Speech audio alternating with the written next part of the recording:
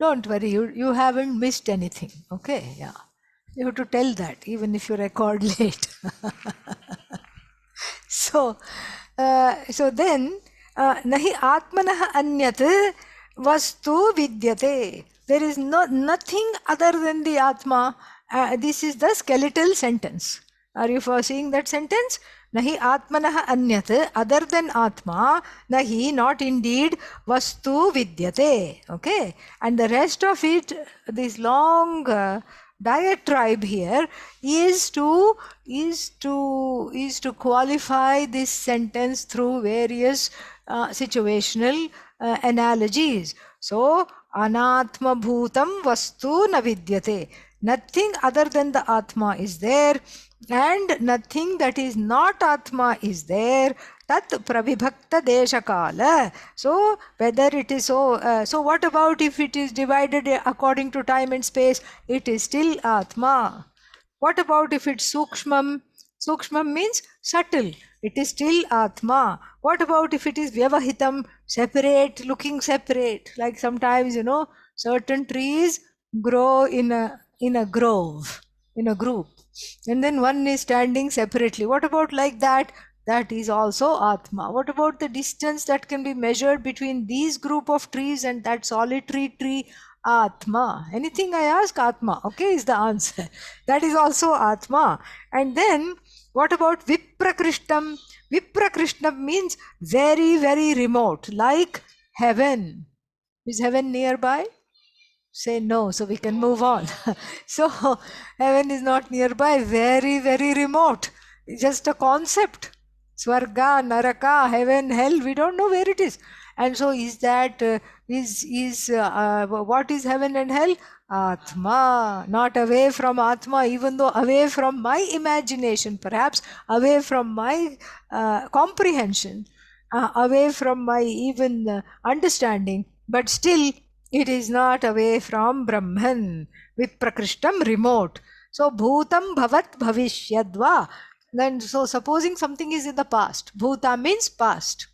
Is it away from Brahman, Atma? No. What about if it's in the present? No. What about if it's in the future, something that is not here yet, a new life form that may come? No, that would still be within what we call Brahman, because nothing is away from Brahman. This was impressed upon us. So then he concludes, Ataha nama rupe sarvavasthe brahmana eva atmavati. So in all times, in all times, in all places, what happens? Nama rupe, all the forms and the names, they have their presence because Brahman exists. What does that mean? Brahman exists, so therefore they have their presence, meaning they draw their presence from Brahman, which is nameless and formless. The stock Vedanta example of the 70s is that of electricity that is being funneled through the light bulb. What is that? Electricity. Then you have tube light. Tube lights are of two kinds, one outside, one in the head. Okay, so that is also what? Electricity. Then you have your water kettle. You turn it on to make some hot water. What is that? Electricity. Different form. Here at least it was long light, short light, small light, but water kettle. And then you have sometimes, the in the hospitals and all, and in elderly people, when they have pain, they have a, what is that called? Heat pad. You plug it in and heat comes. What is that? Electricity. Everything. Everything is that same electricity. Electricity doesn't have a name or a form, let us say. I mean, compared to all these forms that have that are drawing their being from electricity. The moment they stop drawing their being from electricity, we throw them out as useless. Oh, this bulb is broken, this kettle is gone, and this hot pad is not working. We just throw it out. Electric blanket not working, hot pad not working, we will throw it out. And so, what is that? The other one, mixie, blender, not working, we throw it out. And so here also, all the beings have their being alone in Brahman. When Brahman withdraws, then what? When we know what happens when we walk that side on the Ganga, on the Ganga, what do we see? Funeral pyres burning, because that, where the name and the form exist, but without that sentience, without the presence of Satchidananda, nothing is. Still, that dead body is, that isness belongs to Brahman, but it is not alive. The Sukshma Sharira has been withdrawn. So that's why it is not available for any kind of transaction. And so like this, so ataha nama rupe sarvavasthe brahmana eva atmavati. Atmavati is connected to nama rupe. Okay. Atmavat, Atmavati, Atmavanti. Jagat, Jagati, Jaganti. It is the neuter. Neuter dual like Namarupe. Okay. And then a big bombshell Adi Shankara saves for the very end. Na Brahma Tadatmakam. Jagat Brahmatmakam. Na Brahma Jagadatmakam. Very beautiful. The Jagat is nothing but Brahman, and we are agreed on that, but Brahman can never become the Jagat. And we saw all this, and at least I saw all this, and then what did we see? We saw that with the example from the 9th chapter of the Bhagavad Gita, verses 3 and 4. मत्स्थानि सर्वभूतानि न च अहम तेषु अवस्थितः. I am, every being draws its being from me, but I am not in them. As soon as we start understanding this very complex set of ideas, Bhagavan does this whole switcheroo. What does he say? He says, Nacha matsthani bhutani pashyame yogam aishwaram. Look at my magic, Arjuna. I am sheer magic. I said matsthani bhutani, all beings draw their being from me, but then they are not drawing their being from me, meaning in the sense that there are not two separate things, me and the beings. Because in the case, that's why the electricity 70s Vedanta example had to be retired for this reason alone. Because you can say that everything draws its being from electricity. You can say that, but then electricity is not in any one of them, you can say. But it's like a partial example. It's a partial example because we cannot go any further with it, because there will always be two things. The electricity and the kettle, the hot pad, and all the names and forms that draw the electricity, it will never become one. So you can't use this example. You can just use it to illustrate how because of that one thing, everything draws its being. But then here, that switch cannot be done using this example. So we have to wish this example a happy retirement and then go further. Why? Because na brahma tadatmakam. Tat is used for Jagat here as a nice break from using the word Tat for Brahman all the time. Brahman is not Jagat. Jagat is Brahman, but Brahman is not Jagat. What example can we use? Yeah, pot clay, but we have an even better one. Ocean wave. Ocean wave, yes. But Dream? people are saying online also, ocean wave, yes, that is nice. Dream example? Which one? Dream. Dream. Yeah, but what I'm thinking of is actor and beggar. That clinches it. An actor is playing the role of a beggar.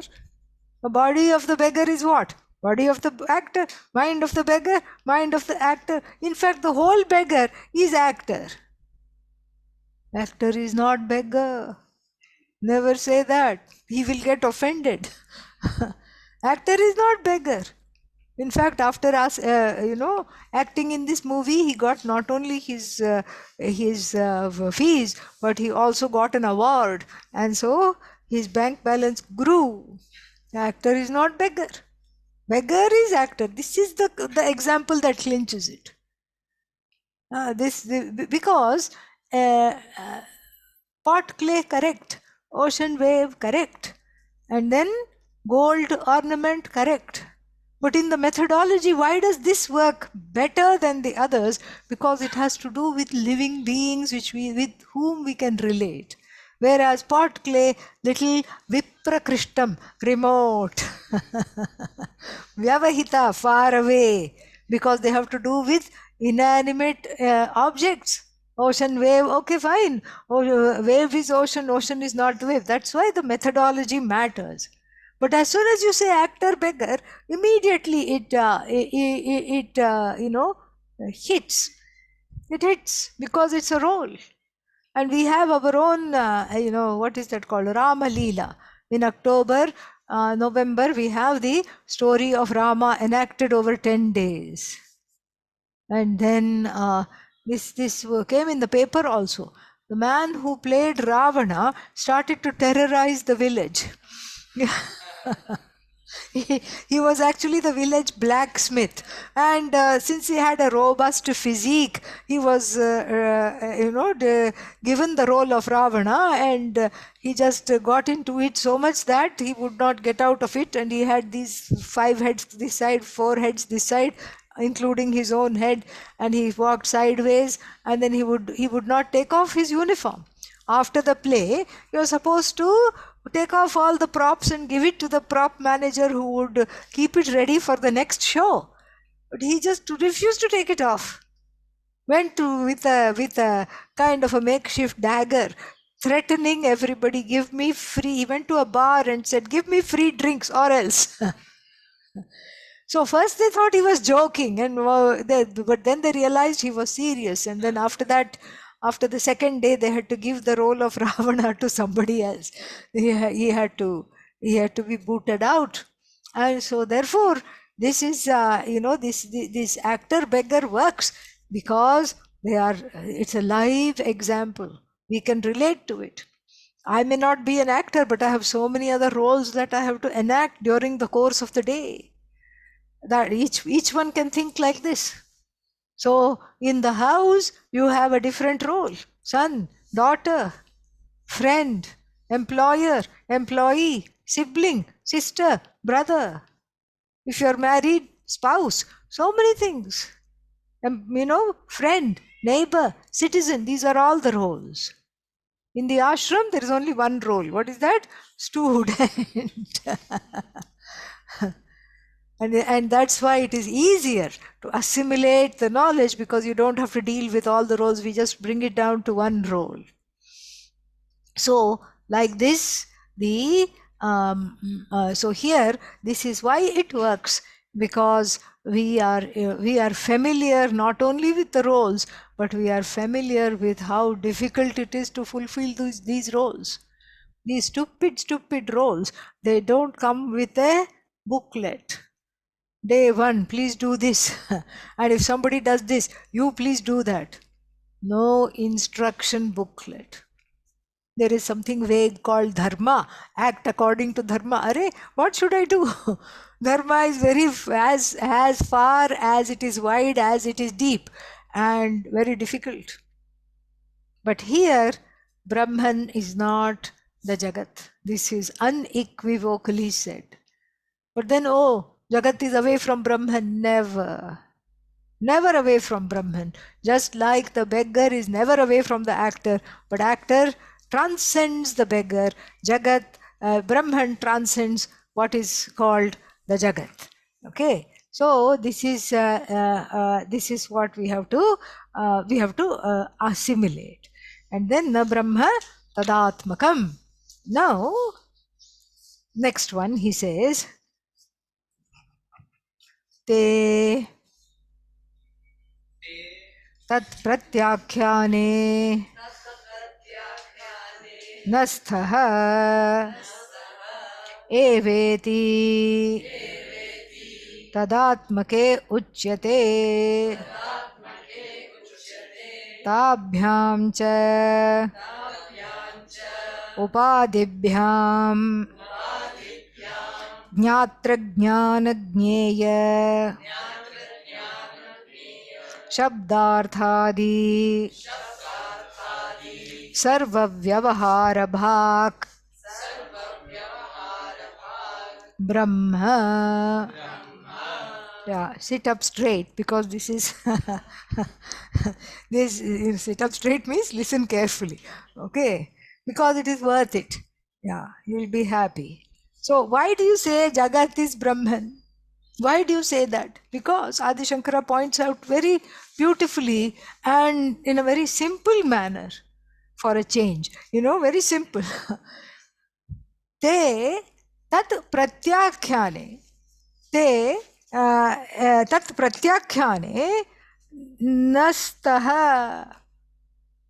अस्ति स्तः सन्ति. So what is स्तः?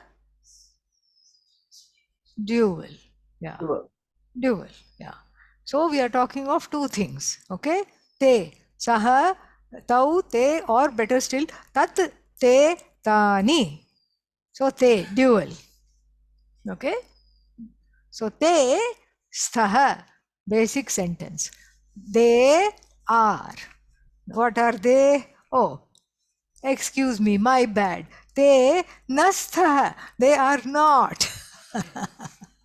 They are not. What are they not? They are not there. Te nastha. Te is what? Namarupe. These names and forms that are leaning on Brahman, that's why we have the word in Sanskrit, Brahmalinaha. So, they are leaning on Brahman all the time, and therefore they are not there when? In the event tat pratyakhyane, in the event that Brahman was negatable. Is Brahman negatable? No. But suppose, let us hypothetically assume that Brahman is negatable. Let us say Brahman is, nirakritam, negated. Then what will happen to all the names and forms? They are also nirakrite. They are also negated. When? Because they are ashraya nashe, ashrita nasha. We have a maxim. So when that upon which something rests, okay, when that is pulled away, then what will happen to all the things that it was supporting? That is also gone. Supposing there is a creeper that's drawing its being from the living tree. There are many such parasitical things that grow on big trees, little mushrooms, and then these creepers and some barnacles, all these things grow on the tree. The tree is felled, the creeper also dies. Why? Because the creeper can creep as long as the tree is alive. It can creep everywhere and then, spread its glories. Because its glory rests and its very being rests on something else. And so, ashraya nashe, ashrita nashaha. Ashraya, the abode of refuge. Ashrita, that which takes refuge. So, ashraya nashe, in the event of the adhishthana being destroyed, that which is the source of everything being destroyed, then that which is ashrita, that which is taking its very being from, drawing its very being from that thing, that also is destroyed naturally. So this is this we see drishtam loke, like we have seen this in the universe. We've seen such examples in the universe. And so it's the same thing. If we can hypothetically think of the clay withdrawing itself from the pot, will there be pot? No pot. When the gold withdraws itself, if the gold were to withdraw itself from the presence of the ornament, then the ornament would be absent. Would be absent because that is the substantive. In fact, because of our ajnanam, self-ignorance, we use the gold as an adjective when it is a substantive. The ornament is the adjective. Gold is the substantive. But yet we say what? Golden chain. It should be chain and gold. Yeah. Ringy gold. Gold in the form of ring. Bangly gold. It should be like this. This is Vedanta. It should be ringy gold, bangly gold, earringy gold, anklety gold, bracelety gold. But then we say golden bracelet, golden bangle, golden chain. It's all upside down.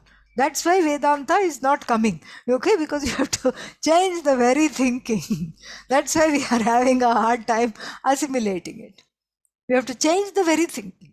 Gold is not the adjective. So Brahman is not the adjective to the universe. It is the substantive. Name and form are adjectival, so to speak, to this Brahman. And so the adjective always resting on a substantive. That is the law of the universe. So when the substantive is pulled away, all the things, all the adjectives are gone. Okay. So supposing you're describing something in great detail. So this person has come. Taittiriya Upanishad example only. So this person has come, freshly bathed, wearing flowers in the hair, carrying a bow and arrow. Wonderful. Who is this person? Vandhya Putraha. Vandhya Putra means the non-existent son of a woman who is unable to bear children. So the non-existent person is coming, having bathed in mirage waters and wearing a celestial flower from the heaven number 3. Okay, Bhuhu Bhuvaha Suvaha. Okay, and then what? Carrying a bow made fine, what is that? Finely chiseled horns of the rabbit. It's made from the rabbit horn. What are we describing? Nothing. Okay, we are describing something that is non-existent because it is not when the first thing that non-existent sun itself is non-existent, then the non-existent sun's hairstyle and the non-existent sun's bath water and the non-existent sun's bow and arrow cannot have any existence. When that, so ashraya nashe ashrita nashah. So te namarupe nasthaha. Why?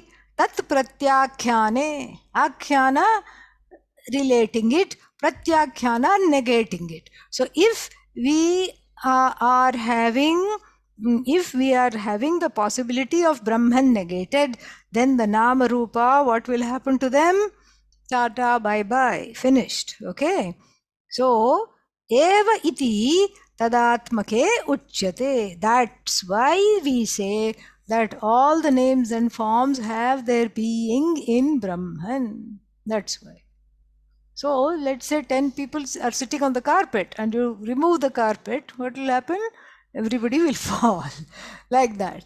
And so like this, that's why we say all things have their being in Brahman. They draw their being in Brahman. They are sustained by Brahman. And when that Nama Rupa resolves, it resolves into what?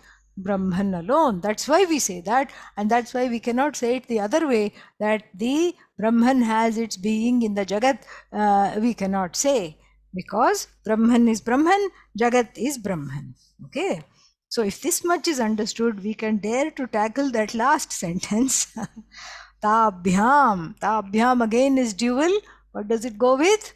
Namarupabhyam. Namarupa. So tabhyam cha. So these tabhyam cha upadibhyam is very beautiful. So the Namarupa become the upadhis for Brahman. What is upadhi? A so-called container. Okay.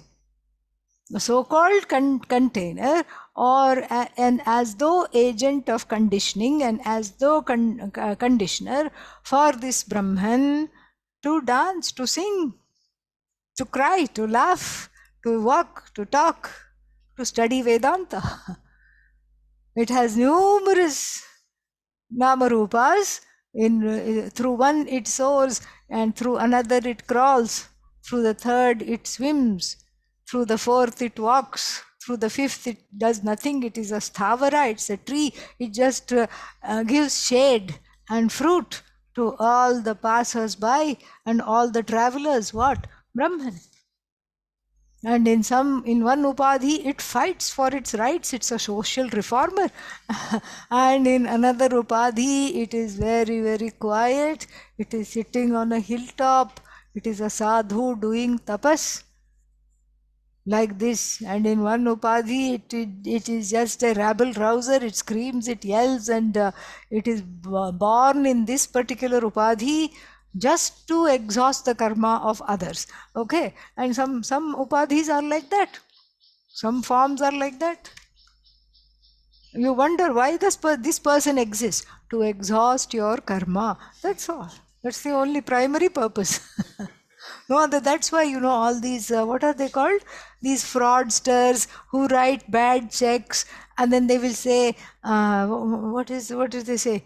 Hedge fund, hedgy fund. Okay, yeah. And so these hedge fund managers, they say, oh, come and invest in my company, and then you will grow exponentially rich. You will become so rich. Overnight, you will become rich. And then what? And then only he becomes rich. Nobody else becomes rich. And then as he is celebrating, then they come with a pair of handcuffs and carry him away. But then, why were you affected? Because the karma is like that. Or you can take it, was it good karma or bad karma? Of course, you can say it was bad karma. It was papa. Why? Because I lost so much money. But if you're interested in Vedanta, you'll say it is good karma. Why? Instant vairagya, instant renunciation from all attachments was gained. And so therefore, this is how a person grows. So all kinds of names and forms, things that bite, annoying things. And as Swamiji used to say, bugs and bugging people, all of them are included in this Nama Rupatmakam Jagat. The Nama and the Rupa are the Upadhi for whom? That is this Brahman. So the Nama Rupa is the shell, and the Brahman is the sweet, satisfying filling. That is what it is. So, like an eclair. Yeah, like an eclair. You have eclair, and then there is some pastry, and then you fill it up with chocolate. Shoe pastry, mumukshu. Okay, yeah. There's this shoe pastry, and then you pipe in lots of chocolate, and then you just seal it up, and then after that, there's a long line outside the door of the bakery to get that one thing. Nobody wants anything else, just that thing, because it is just like the human experience. That's what it is. It's that sweetness that one is after. And then where is this, what is this pastry? Mumukshu, outside, yeah. And then what is the filling? Brahman. If the filling is withdrawn, who can eat that pastry by itself? It's just gluten, that's all. It's like chewing gum. It's tasteless. The taste of the pastry is enhanced because of the filling. So you see, this is what is that? This is the French expression of Vedanta. So in a sweet form. So then Tabhyam cha upadibhyam, the Nama Rupas themselves become upadhis for this Brahman. Jnatra jnana jnaya shabdarthadi sarva vyavahara bhak brahma. Okay, so do me a favor and forget that these three words exist. Jnatra jnana jnaya shabdarthadi. Okay, these four words we will put in parenthesis and save it for a later date. Later date means just now. Okay, yeah. And then we will see sarva vyavahara bhak brahma. We have to add bhavati. So then the sentence will read Tabhyam cha upadibhyam sarva vyavahara bhak brahma bhavati. Because of the containers called name and form and various combinations of so many names and so many forms, Brahman gains a new status. Sarva vyavahara bhak. Sarva vyavaharam bhajate iti sarva vyavahara bhak. Bhaja sevayam sevate. Sevate. Bhaja means to partake, to accomplish, to partake. Bhaja has many meanings. To worship. The worship is not here, but it is not Ramam bhaje shyamam manasa. It is not bhajan here, but it is the other meaning. Sevate, serves, accomplishes. And bhaja sevayam, the root verb bhaja also means to serve. And all, yeah, sevayam. And sevate also means partakes. You know, in Hindi it becomes very clear. मैं इसका दूध का seven करता हूँ, meaning I ingest the milk, I partake of the milk, like that. So this is the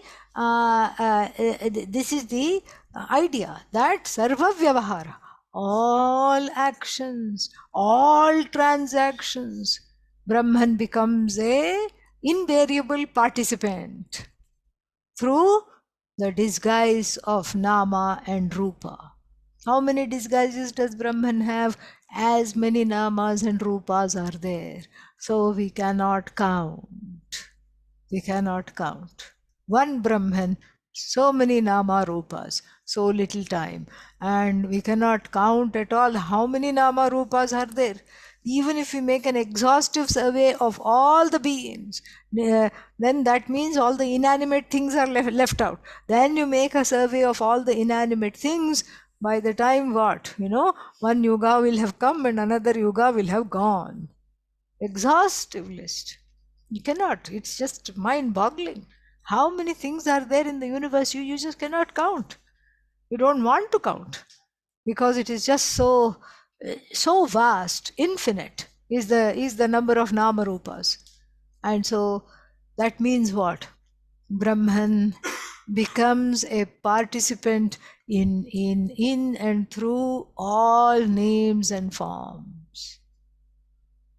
So if somebody if somebody is eating dal rice somewhere, Brahman is tasting that. Somebody else is eating pasta somewhere, Brahman is tasting that, having that.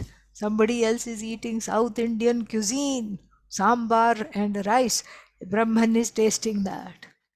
It is said that Ramakrishna Paramahamsa, a very great saint, who passed away because of throat cancer, and during the last of his days he could not eat anything other than some gruel, rice gruel, and just some things like that, little milk.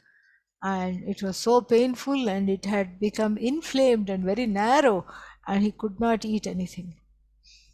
And then in the ashram where he was, temple was there and some big festival was there.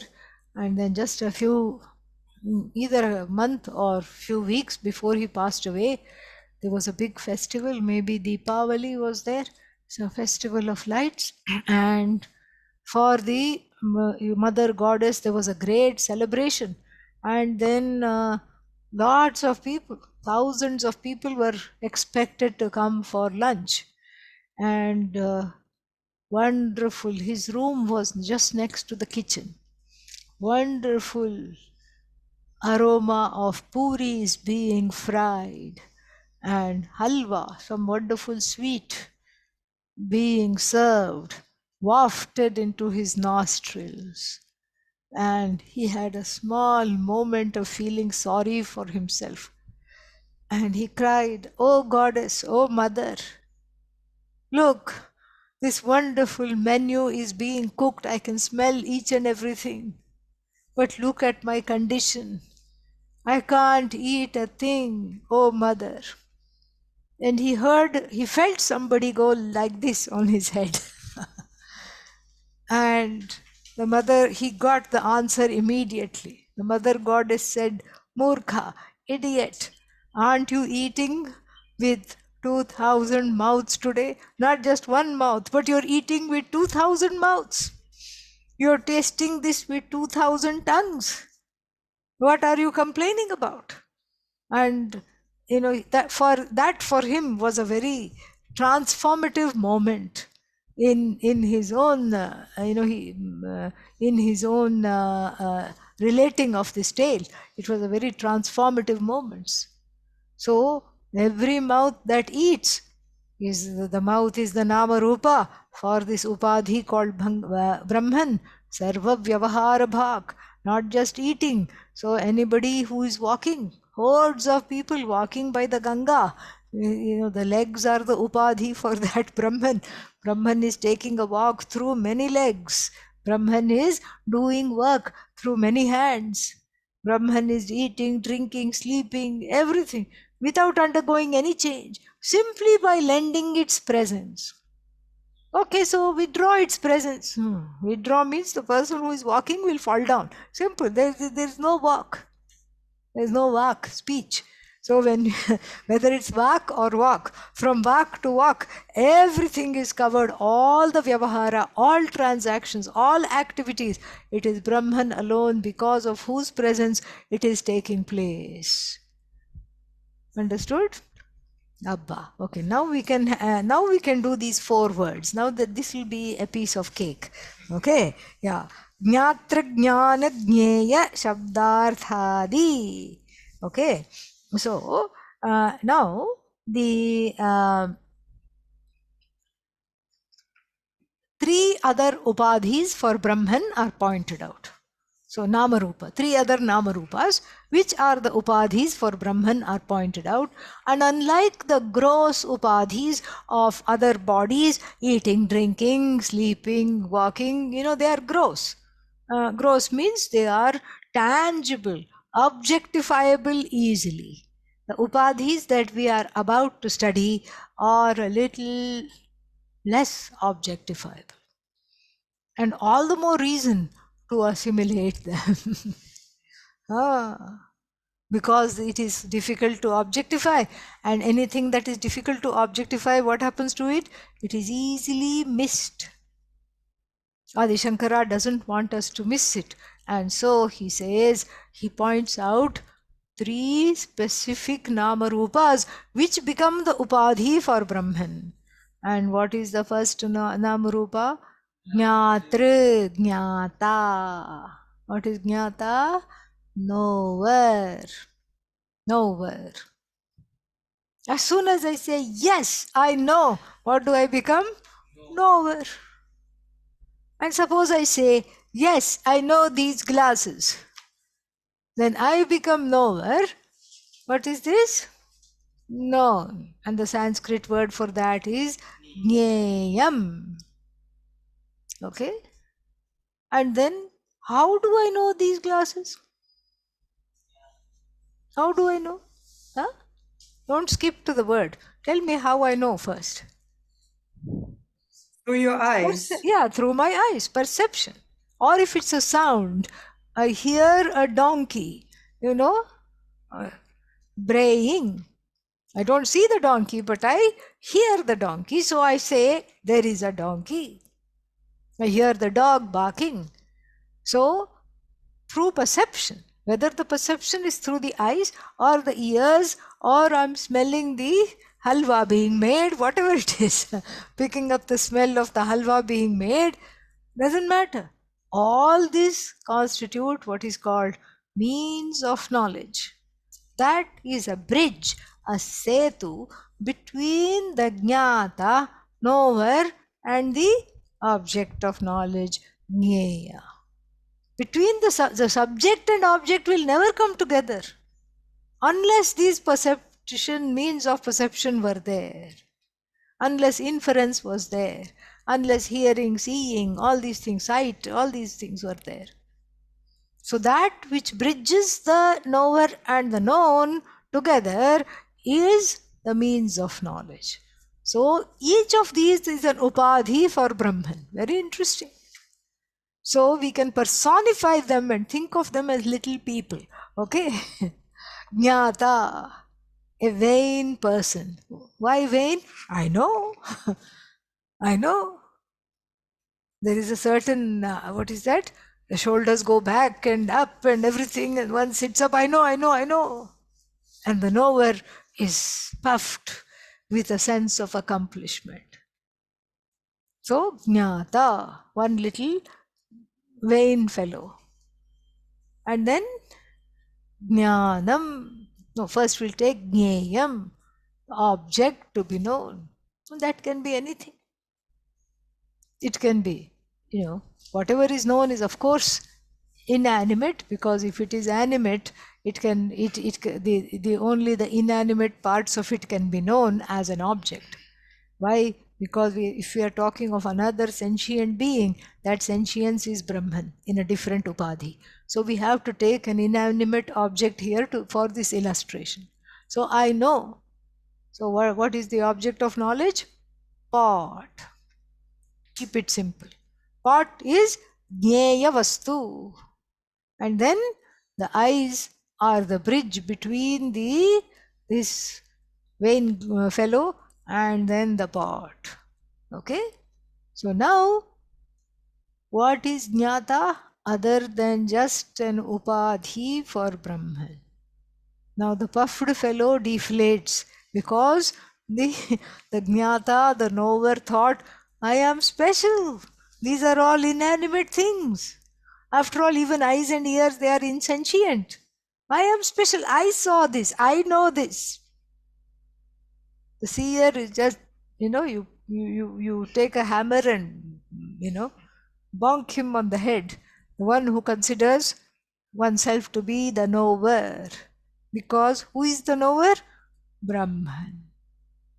So the title of knower is just the name and the form in which Brahman sits, to put it badly, but to put it in a way that we can understand.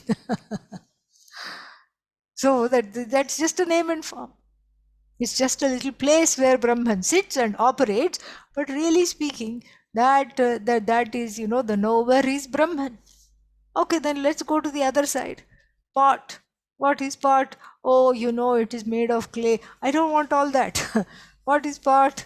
Name and form. And what is the truth of name and form? Brahman. That Brahman, without Brahman, there can be no name and form. We saw this earlier.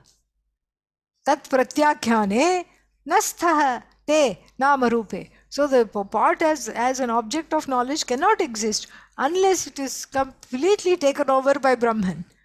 So the pot is the upadhi for Brahman. The name pot and the meaning of the word pot, word and meaning, name and form, same thing, are the upadhi, is a container, so to speak, for the uncontainable Brahman, which can go into all containers at once, like even space can enter into so many crevices without undergoing any change, without having any smallness. And so what is pot? Name and form. What is the truth of the name and form? Brahman. And then now we have perception. Let's say eyes, I spy the pot, I see the pot. And then what is sight? Another upadhi. We have to think just like he thinks. So what is sight? Name and form. What is name and form? But another upadhi, a place for Brahman to reside. So then, now we are in a fix. Who is the seer? Brahman. What is the seen? Brahman. What is the mode of seeing? Brahman. That's why we say Brahmarpanam, Brahmahavihi, Brahmagnau, Brahmanahutam, Brahmaivate Nagantavyam, Brahma Karma Samadhina. This comes in Mundakopanishad, right? No? Where does it come? Bhagavad Gita. Which chapter? 4. Yeah. 15th chapter first we chant, and then it will come in the next chapter other than what we are studying now. And so so this is something which is very, very wonderful. Brahmarpanam. Arpanam, the offering is Brahman. And the whole yajna is called Brahman. And then the havihi, the oblations are Brahman. And then who is the one offering? Brahman. Brahman is the one offering. And then what is the use of this fire ritual? To attain Brahman. Indirectly, first through some kind of a cleanup inside, Antakarana Shuddhi Margena. So then what is the goal? Brahman. What is the sojourner? Brahman. What are the stops along the way, like marriage, children, retirement, job, etc.? Brahman. See? Yeah. It's all Brahman. And so this is what is said here, that Brahman, this, very, very clever Brahman, without undergoing the tribulations of the Upadhi. This is the beauty of it. The Upadhi is a role, okay? Role of man, woman, son, daughter, all these things, without undergoing any tribulation, enjoys everything without any problem at all. It just simply is, and it is in it, resting in its own glory. He will say that later on. When is later on? Tomorrow. Om Purnamadah Purnamidam Purnat Purnamudachyate Purnasya Purnamadaya Purnameva Vashishyate. Om Shanti Shanti Shanti. Harihi Om Shri Gurubhyo Namaha. Harihi Om. Yeah, everybody can say hello. There.